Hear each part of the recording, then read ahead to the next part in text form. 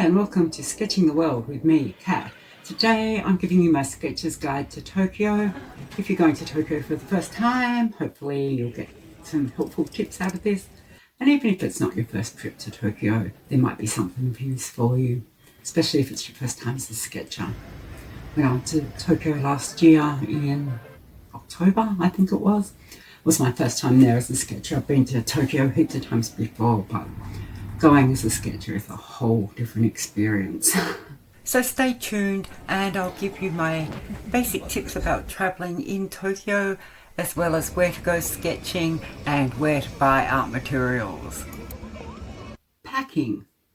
When you're packing to go to Tokyo, I normally just pack what I normally wear. I don't do anything special, but one thing to be aware of, the weather in Tokyo. Spring and autumn are great.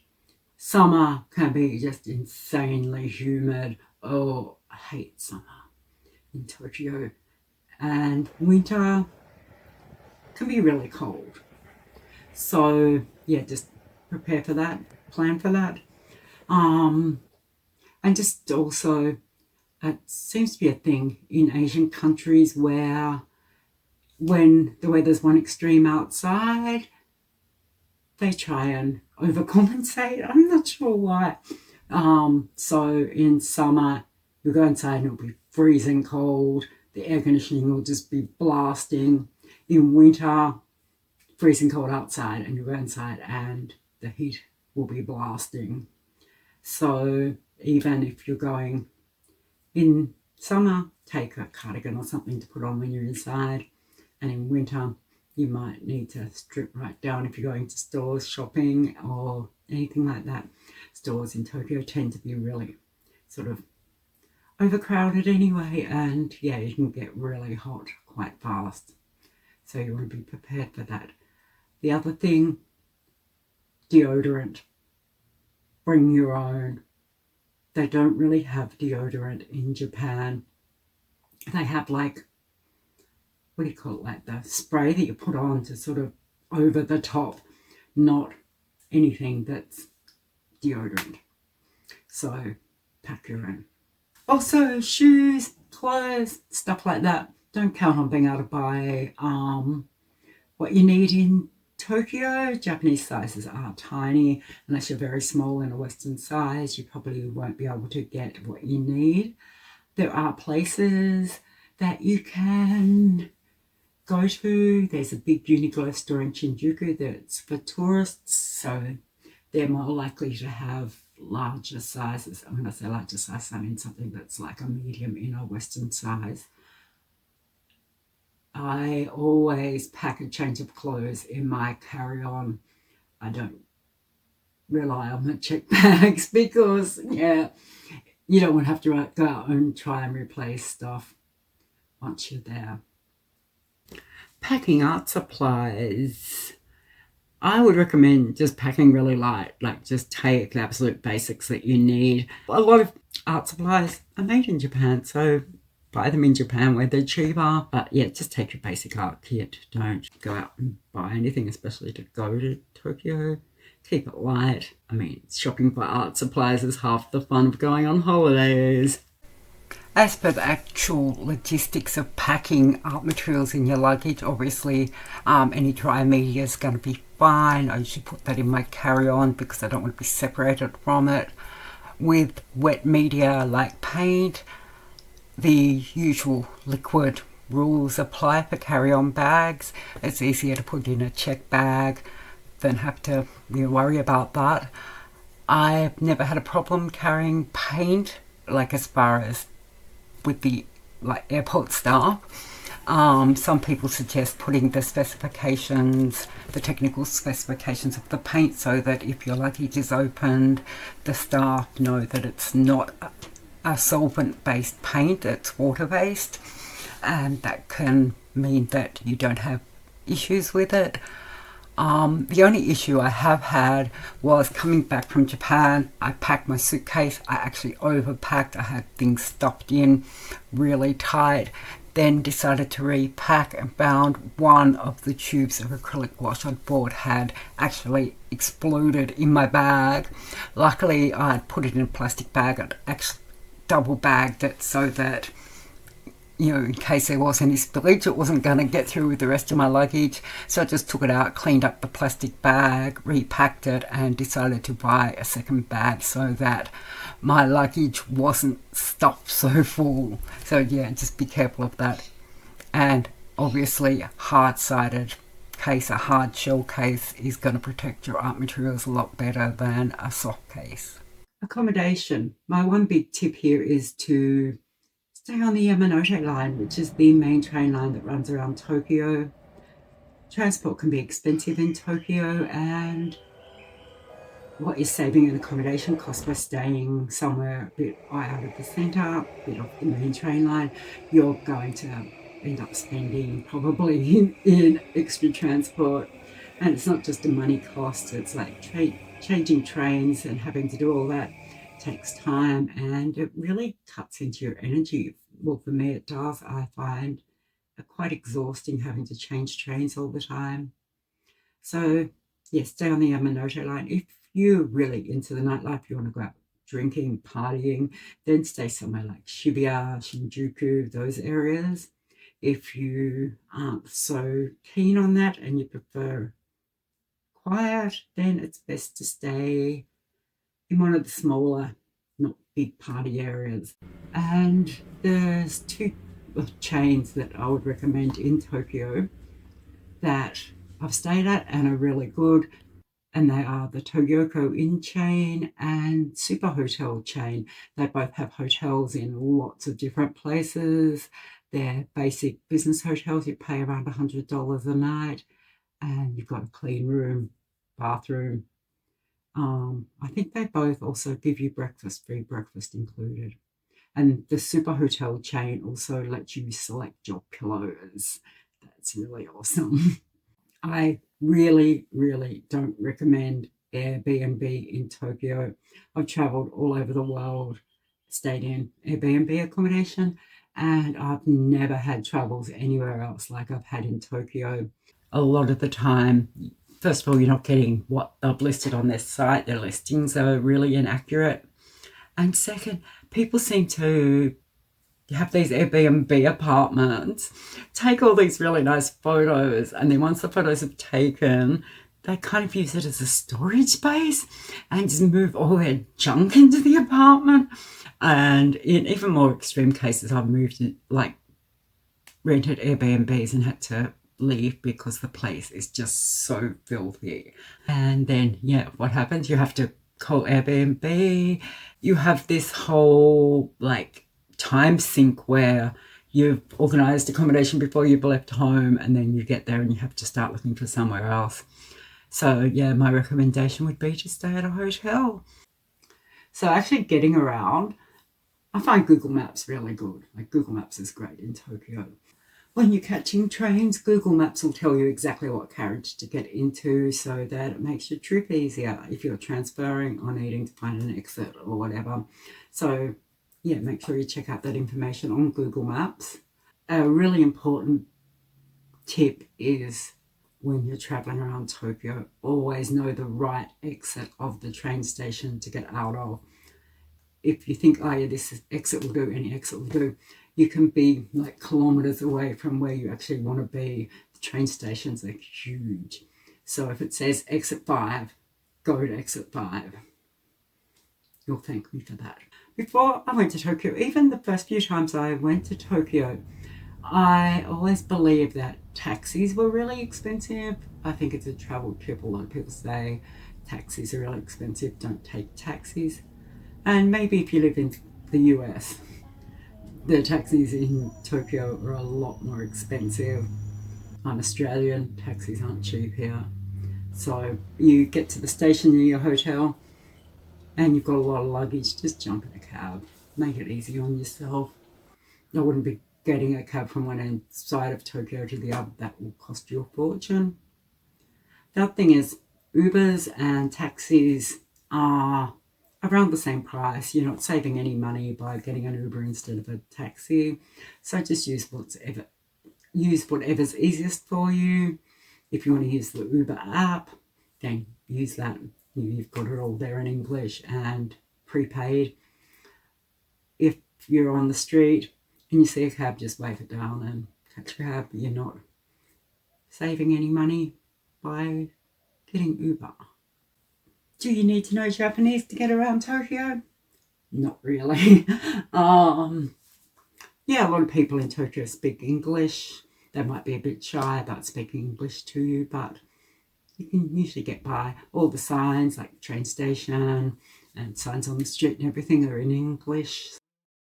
He or she is arriving at track 3. Please wait behind the yellow warning blocks. You can get around without knowing any Japanese. It does help to know a bit of basic Japanese, though. Helps when you want to speak to people. Helps break the ice. Like, people in Japan are shy about speaking English. So if you start by speaking really badly in Japanese and embarrassing yourself first, they're a lot more relaxed about speaking to you in English. One of the first things you'll notice about Tokyo if you're going there to sketch is that there is no seating. If you're from a country like Australia, we have lots of seats on the streets, benches on the streets. We also have a lot of like outdoor seating at cafes, so you can go and sit somewhere and sketch on the street while you're having a coffee. That's not so common in Tokyo. It's becoming more common, but it hasn't really been a thing. So you might want to think about how you're actually going to sketch. You could take a fold-up stool, like one of those little canvas stools, to sit on the street. That might work in some places, but if you're in a particularly busy area, it might not be such a good idea. You'd be annoying people. The other thing is, to be honest, a lot of people in Japan have ideas about foreigners. They might get a bit suspicious if you're setting up on the street outside their house. You get some old lady coming, giving you dirty looks and everything, even though you're sitting there with all your sketching gear. It's like, why is this person hanging around my house? It depends how comfortable you are with things like that, really. If you are in an area and it is impossible to find somewhere to sit and sketch, I'd just suggest taking photos and drawing from your photos, or maybe just doing a quick sketch standing up, doing like a prep drawing kind of thing where you just stand there, do really basic 5-minute sketch, take some photos, reference photos, and come back to it later. Secondly, overwhelm. It's a huge thing. Like, you hit a big city like Tokyo, you want to sketch everything, but you're not going to have time. No matter how long you're staying there, you're not going to have time to do everything, sketch everything you want to sketch. So again, photos are good, and also just narrowing it down and sort of focusing in on what you actually are the most interested in. Okay, having said that about no seating, I do have some suggestions of places to go where you can get some sketching done without having to worry about, well, they have seating built in. Best kind. Okay, and this all depends on what you are into. Everyone, like all sketchers, have their own things that they love sketching. So hunt out those. So first of all, for cityscapes, if you're really into the city scenery, which you're going to get a lot of in Tokyo, it's all city. First of all, I went to the Starbucks at Shibuya Crossing, like, you know, the big Shibuya Crossing that everyone wants to go and take their Instagram photos at. Get in, get your seat at the window so that you've got the view, and get your sketching done. I found it really good going there early in the morning. You order your coffee on the ground level, you go up the next level to sit. So run up, get your seat, order your coffee, then go back, get sketching. It's a great scene. Great place to sketch. Also, if you just go down to the ground level around the station, there's a lot of seating around the station. The only thing I found was around the Shibuya area, because it's so busy, there's so many people, so many tourists, I was getting a bit paranoid about my sketching equipment or my sketching gear. And not just my sketching gear, but sort of when you're absorbed in a sketch, you can start, well, you are absorbed. So just make sure you've got stuff like your wallet, your passport, your phone, all your valuables somewhere safe. I mean, people do say Tokyo and Japan's a safe country, Tokyo is safe. You're probably less likely to get stuff robbed there, but that doesn't mean that it won't happen. Next place is Tokyo Plaza in Harajuku. You've probably seen this in like people's Instagrams or YouTubes. Pretty famous building. And if you go upstairs, there's a rooftop garden. So it's got lots of nice areas. You can go to there's a convenience store there even. You can go and grab a cheap coffee, cheap lunch, sit down and sketch with your views all over the city. It's free, stay around as long as you like.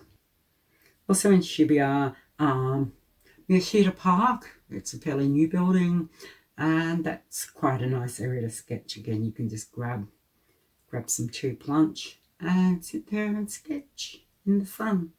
Okay, temples and shrines. One of the biggest areas in Japan is for temples is Asakusa, and it's a great area to go and sketch because they have a lot of festivals there, and people are sitting down eating, buying the festival food and want to eat it somewhere. A lot of places to sit. You can get great views of the temples. The only negative is it can be really noisy. Like there's a lot of drumming, people, they have the fortune telling things that they shake and they're really noisy. So it can get a bit overwhelming. If noise bothers you, maybe it's worth taking some headphones so that you can block it out. Okay, as well as the Asakusa, there's shrines all around Ueno. In Shinjuku, there's Meiji Shrine, which is a huge one.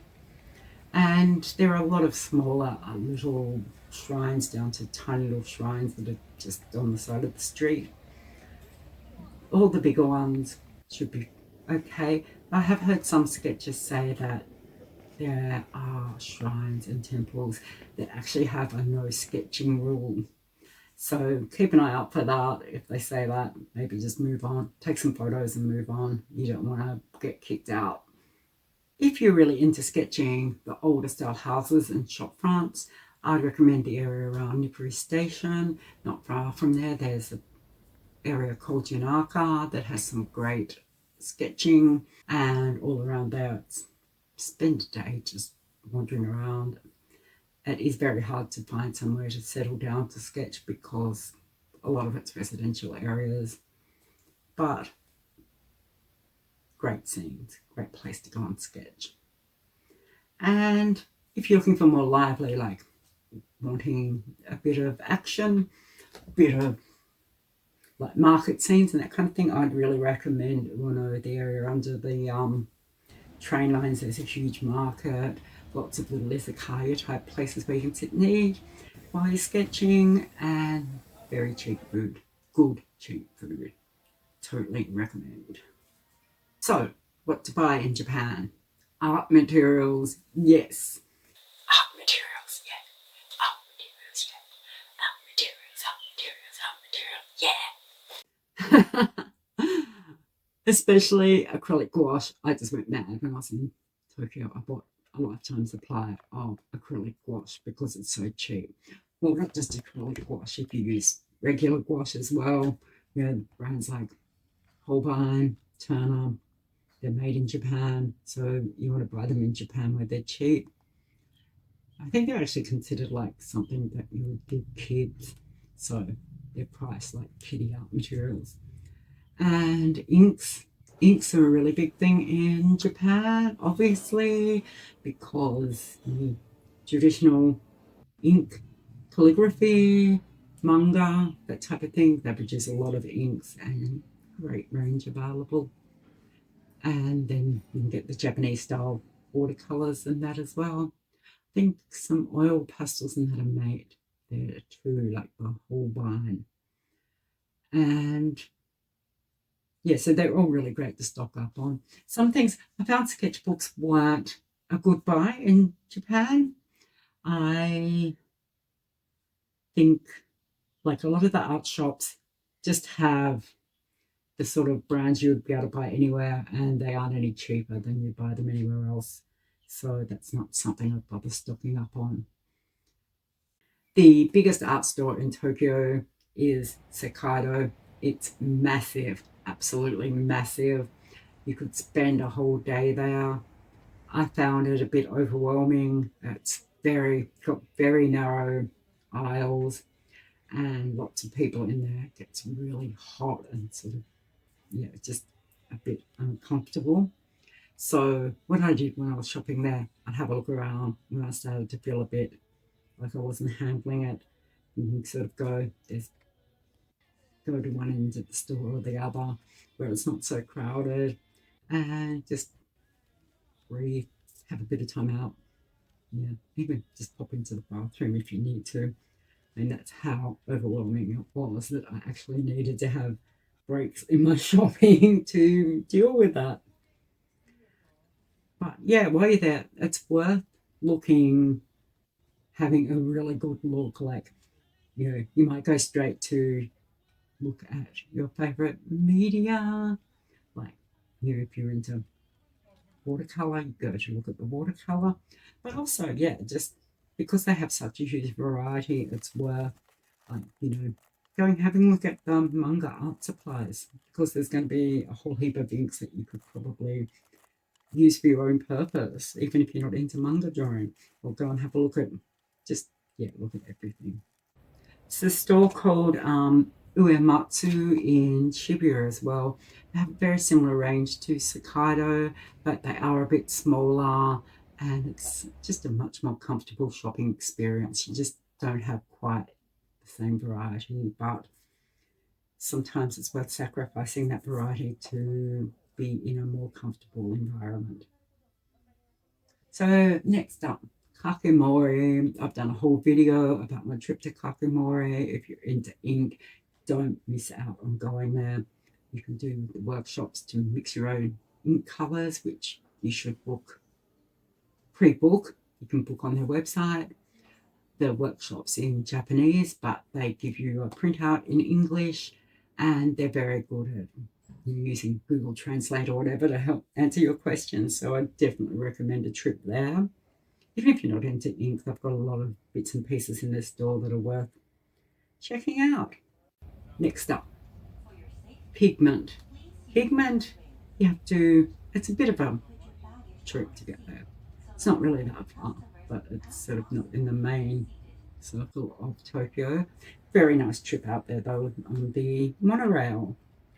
And this store is just so beautiful. I would actually put it more as an inspiration rather than a shopping experience. I just love looking at the pigment colours. They're so beautiful. So it's on one of the islands in Tokyo Bay. So there's a lot of really nice scenery and that around as well. So it's worth, after you've made a visit to the shop, going and doing some sketching around the area. But yeah, more of an inspiration, I would say, because most of the pigments are used for the Japanese style painting. And unless you really want to get into that, I probably wouldn't bother buying stuff there. They do have starter kits if you want to start making your own paints, and yeah, it's got the binders and a few of the basic pigments.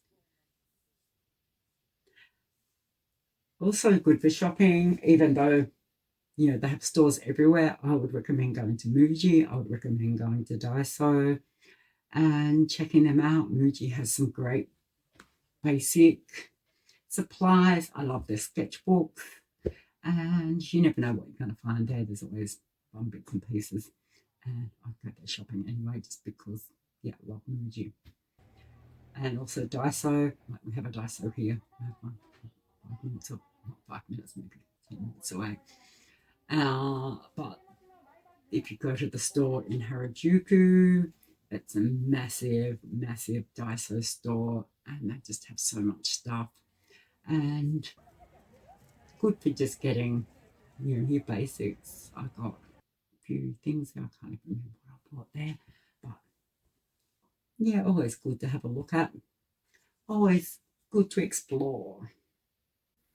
And that's pretty much all I know about Tokyo. So let me know what you think if you've been to Tokyo and you've got other tips. Put them in the comments and let me know. If you're planning a trip to Tokyo, tell me all about it. And yeah, just the usual things. If you want to see more of my channel, subscribe. If you want to watch more of my videos, check them out. And if you've enjoyed this, thumbs up. See you next time.